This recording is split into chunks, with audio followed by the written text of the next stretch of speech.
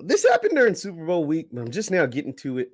It was some comments made by Deion Sanders and some of the attributes that he's looking for from different position groups. And I think the ones he said about quarterbacks and defensive linemen probably set some folks on edge. And if you don't know what I'm talking about, we're going to get into it. Let's just have a discussion after the bumper. Stay tuned.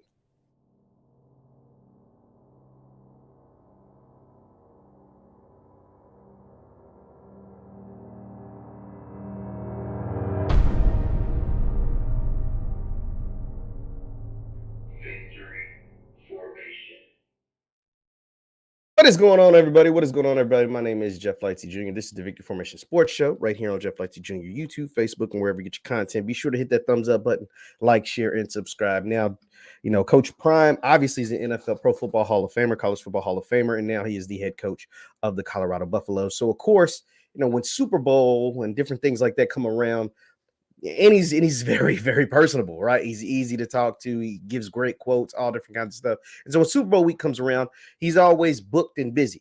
He always has a commercial on the Super Bowl now with Oikos or somebody.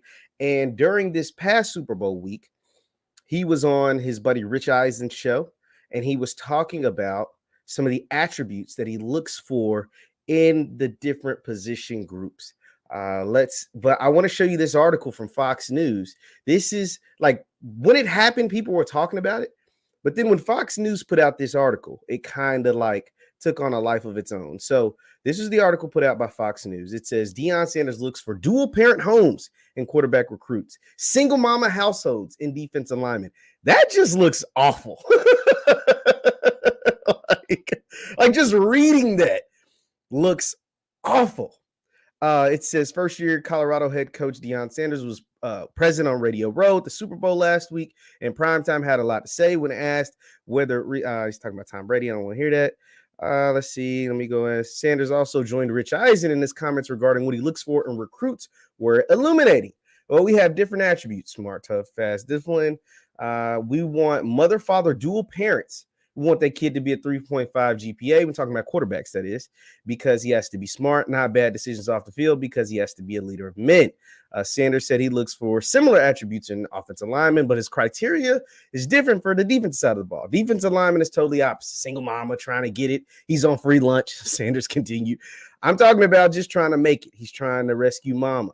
It's a whole different attribute you look for in different positions. And we have stuff just chronicled. We know what we want, and we go get it. Let's see. And so that set some people off. And just so we're not unfair to him, I'm going to actually play. This is fair use, but play you some from that Rich Eisen interview just to hear it from the man himself. Let me go ahead and cut this up. I'm going to minimize it, though. That way we don't, we try to limit our copyright stuff. And probably be stopping periodically, but here's what he had to say. Let's take a listen. That is just by talking to them now that you're walking in the living rooms and you're seeing more and more and more. We have different attributes: smart, tough, fast, disciplined with character. Yep. We're looking at now quarterbacks are different. Yeah. We want mother, father, dual parent. Mm-hmm. We want that kid to be 3-5 and up because you got to be smart. Mm-hmm. Not bad decisions off the field at all, Mm-hmm. because he has to be a leader of men. It's so many different attributes and what we look for when we see a quarterback. And you would love a coach's son. Now, here's the funny thing about that. See, he's saying what they want, but he's not saying that's all we'll take, because we all know that's not true. We know he'll take more guys, even at the quarterback position, that don't have all of these attributes. That's why it's dangerous. It's a dangerous game you play when you put this out there on a big public platform and when it gets picked up by different entities. Because his own son, who was a star quarterback, by the way, he didn't live with his mom. Deion had a very public divorce with Pilar. And Shador didn't live with Pilar. Deion had full custody. You get what I'm saying? You see how that's dangerous? Even if because he's saying a lot of these things in a joking manner, right? I think really he's lying, to be honest. Like, he's just saying it because it sounds good, it's funny, and he'll get a reaction out of the guys. But you're playing kind of a dangerous game when you do things like this. Let's continue listening. somewhere that the coaches coached him, and I'm not going down my road. I see you smiling because I know who your quarterback is he's right talking now. about my son. I didn't just build a template for my son, but that's what really we look for in quarterbacks. Different positions are different. Like O-lineman, I look for dual parent homes, Right. a strong father that they adhered to, Right. Smart. And all of these things aren't bad. Let me get like having some of these qualities, they aren't bad. But it's a lot of these same stigmas because Deion did play in the NFL for a long time, and then he covered the NFL for a long time on NFL Network. These are the same things that they say when they go to the combine and ask some of these players some of these crazy ass questions. They do some of these same tactics and they use some of these same strategies, and that's why it can be kind of dangerous. It can be kind of a dangerous game. Let's continue. Kid at least 3'3" and above. You're also describing Hurts. Yeah, tough, physical. I mean, offensive lineman. Defensive lineman is totally opposite. What do you mean? Single mama. Trying to get it. He's on free lunch. I mean, I'm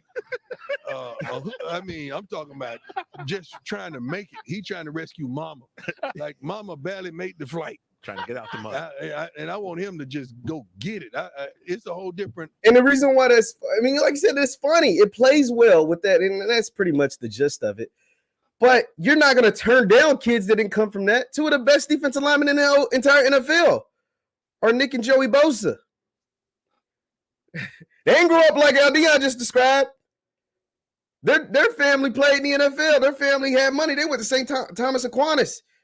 You think Ohio State would have turned them down because they didn't have a single mom? But you get what I'm saying? Like that's why I don't want to take it too literal.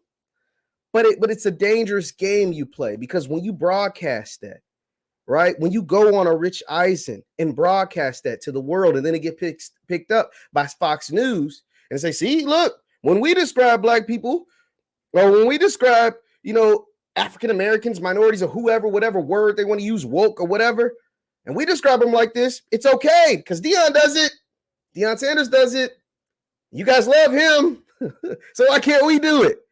You see, that's the danger you play. And the reason why it's ultimately the most dangerous because he's not telling the truth. You think he would have turned down Nick or Joey Bosa because they wasn't on free lunch? I didn't have single parents. Or you think he would turn down CJ Stroud because his dad was killed when he was young? Or you think he would have turned down his own son, because he didn't grow up in the house with his mom? You get what I'm saying? You see why that's dangerous? And I can go on and on. But that's how you get white people to justify treating you a certain way or saying certain things because they can look back and say, well, Deion says it. You guys laughed and joked and thought it was cute and fun and giggles when Deion did it. Why?